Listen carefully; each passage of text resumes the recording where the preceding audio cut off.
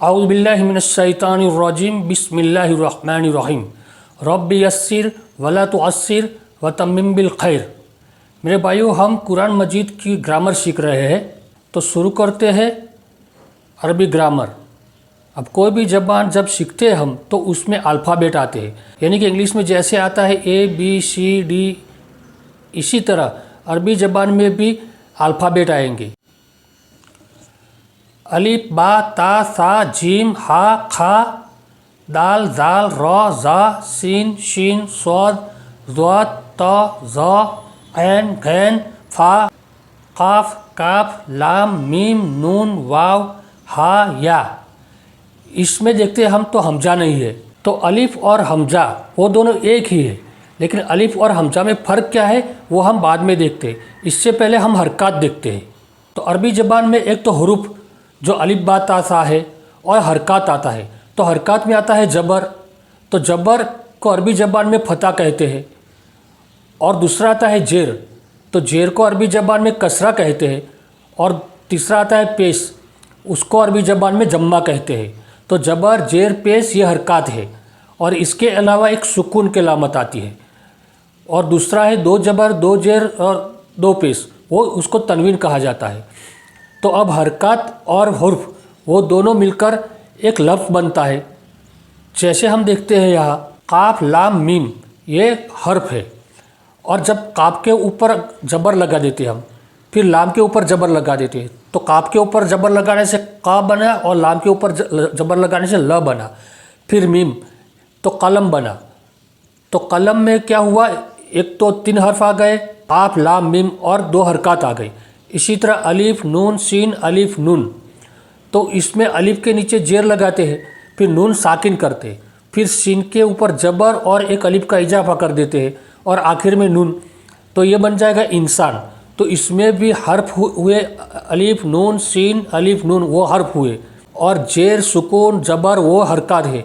तो हरकत और हरूफ से मिलकर एक लफ्ज़ बना, इसमें बना इंसान। इसी तरह काफ ता अलिफ बा तो बना इसी तरह किताब, तो ये अल्फाज बने। तो अल्फाज बने तो अल्फाज 2 तरह के अरबी हर ज़बान में 2 तरह के आते हैं। एक तो जो बामाना होते हैं कि जिसका कुछ मीनिंग निकलता है, और दूसरा बेमाना, यानी उसका कोई माना निकलता नहीं है। जैसे अगर हम अपनी ज़बान में देखें कि तो चाय बाय, तो चाय को टी को चाय कहते हैं, लेकिन बाय उसके साथ जब हम बोलते हैं तो बाय का कोई माना निकलता नहीं है। तो जो बा माना यानी जिसका मतलब निकलता है, जिसका मीनिंग होता है, ऐसे जो अल्फाज आएंगे उसको अरबी ज़बान के ग्रामर की इस्तिलाह में उसको कलिमा कहते हैं। तो कुरान मजीद में जो जो अल्फाज है वो सब के सब कलिमा है। अब देखते हैं अलिफ और हमजा में फ़र्क। तो कोई भी हरकत न हो, किसी अलिफ पर कोई हरकत न हो तो उसको अलिफ कहेंगे, और किसी अलिफ पर कोई भी हरकत हो, जैसे जबर हो, जेर हो, पेश हो, सुकून हो, यानी कोई भी हरकत हो, उसको हमजा कहेंगे। तब हमजा अलिफ की जैसे अलिफ जैसा लिखा भी जाता है, और उसके ऊपर हरकत आ जाएगी, और हमजा हमजा की तरह भी लिखा जाता है। तो अरबी ज़बान में अक़सामुल कलिमा यानी कलमा की अक़साम, कलमा की 3 ही अक़साम है, इससे ज़्यादा कोई दूसरी अक़साम या किस्म आएगी नहीं। अरबी ज़बान में 3 ही अक़साम है, एक तो इस्म, फ़ेल और हर्फ, ये 3 अक़साम है। इसके अलावा इस कोई भी कलमा आएगा या कोई भी लफ्ज़ आएगा, इससे बाहर का कोई आएगा नहीं। तो अब हम इस्म के बारे में पहले देखते हैं। इस्म यानी नाम, यानी किसी का नाम हो, जैसे इंसान का नाम हो, जैसे मोहम्मदुन, अहमदुन, जैनबु, मरियमु, आदमु। इसी तरह कोई शहर का नाम हो, कहीं कंट्री का नाम हो, जैसे लंदनु, मक्का तो एक शहर है, फ्रांस, पाकिस्तानु, ये सब के सब नाम है, तो इस्म है। इसी तरह जगह का नाम, जैसे अल बैतु यानी घर, अल मस्जिदु यानी मस्जिद।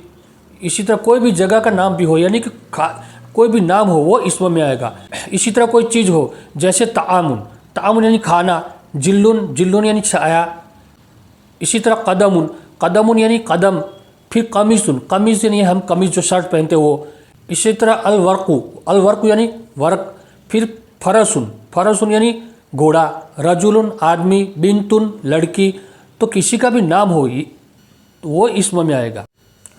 फिर कोई सिफत हो, जैसे मुस्लिमुन यानी मुसलमान, काफिरुन यानी काफिर, ये सिफत है, एक इंसान की एक सिफत है। इसी तरह सालिहुन तो नेक, तो नेक एक सिफत है फासिकुन यानी गुनहगार, इसी तरह नासिरुन यानी मदद करने वाला, इसी तरह आलिमुन यानी जानने वाला, इसी तरह जाहिलुन यानी जाहिल अनजान। तो ये सब के सब आएंगे इस्म में। इसके अलावा काम का नाम हो, जैसे खाना, खाना एक काम का नाम है, फिर जाना एक काम का नाम है, बैठना एक काम का नाम है, तो काम के नाम भी इस्म में आएगा। मिलाकर कोई भी नाम हो, हमारे जहन में कोई भी जब नाम आएगा, हमारे जहन में एक तस्वीर तैयार हो जाती है। तो ऐसे सबके सब जो भी आएगा वो सब नाम है। फिर ये इस्म के बाद दूसरी किस्म आती है फ़ेल। फ़ेल उसको कहते हैं कि कोई काम हो रहा हो और वो उसको ज़माने के साथ उसका ताल्लुक़ हो, यानी ज़माने के साथ निस्बत रखता हो। जैसे कोई माजी में काम हुआ हो, जैसे ज़रब, तो ज़रब यानी कि उसने मारा, तो ये माजी में हुआ। फिर मुस्तकबिल में हो या फिर हाल में हो, जैसे यजरिबू, यजरिबू यानी वो मारता है या वो मारेगा। तो इसमें देखते हैं हाल और मुस्तकबिल दोनों आ जाते हैं, यानी ज़माने के उसके साथ ताल्लुक़ होगा। अगर हम जरबुन कहें तो वो काम का नाम है, यानी मारना, तो वो इस्म में आएगा। लेकिन ज़रबा और यजरिबू वो फ़ेल में आएगा। इसी तरह आएगा नसौरा, यानी उसने मदद की, वो माजी में आ गया। यनसुरु वो मदद करेगा या फिर वो मदद करता है, तो वो आएगा फ़ेल। समीअ तो वो उसने सुना, या यस्मऊ वो सुनेगा या वो सुनता है, तो ये फ़ेल है। और तीसरी किस्म है हर्फ। अब हर्फ ऐसी किस्म है कि इसको अगर अलग से हम रखेंगे तो वो उसका असल मायना हमें समझ में नहीं आएगा। लेकिन हम जैसे हमारी ज़बान में कहते हैं कि पर यानी किसी के ऊपर, फिर नीचे, तो नीचे हम समझ सकते हैं।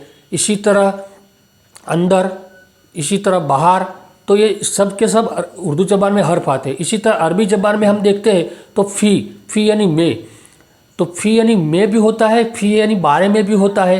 तो अब में उसका मायना लेंगे या बारे में लेंगे, तो वो जब उसको जुमले में इस्तेमाल करेंगे तो वो असल उसका मफ़हूम उस वक्त देगा। तो अब हर्फ को हम पढ़ेंगे इस्म, और जब फ़ेल पढ़ेंगे तो इस्म के साथ और फ़ेल के साथ साथ हम हर्फ को भी पढ़ेंगे, हर्फ को अलग से पढ़ेंगे नहीं। तो सबसे पहले हम शुरू करते हैं इस्म। इस्म की 4 बातें हमें याद होनी चाहिए। जब तक हम इस्म के बारे में 4 बातें हमें मालूम न होगी, तब तक हम उसको जुमले में इस्तेमाल नहीं कर सकते, या फिर उसको हम बोल भी नहीं सकते।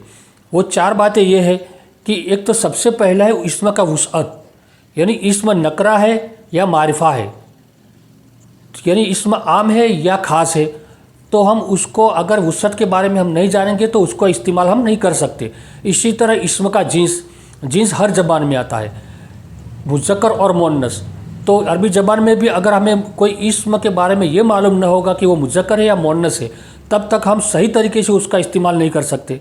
इसी तरह अदद, तो अदद यानी गिनती, नंबर, तो हर ज़बान में अदद आते हैं, लेकिन उर्दू ज़बान में 2 अदद आते हैं, वाहिद और जमा। और अरबी ज़बान में एक ज़्यादा अदद आते हैं, एक तो वाहिद तो आता ही है, फिर मुसन्ना यानी 2 के लिए, 2 एक हो तो वाहिद, 2 के लिए मुसन्ना, और 2 से ज़्यादा हो तो जमा। उर्दू ज़बान में 1 से ज़्यादा हो तो जमा आता है, लेकिन अरबी ज़बान में 2 से ज़्यादा हो तो जमा आता है।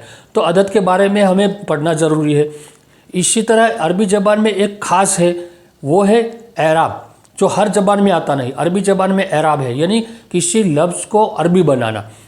तो एराब के बारे में हमें ख़ास सीखना ज़रूरी है। अगर एराब हमें नहीं आता तो हम कोई भी इबारत अरबी ज़बान में लिख भी नहीं सकते और बोल भी नहीं सकते। तो इस्म के 4 बारे में ये 4 बातें हमें याद होना ज़रूरी है। तो आज के लिए इतना ही। सुब्हानक अल्लाहुम्मा व बिहम्दिका अशहदु अल्ला इलाहा इल्ला अंता अस्तगफिरुका व अतूबु इलैक।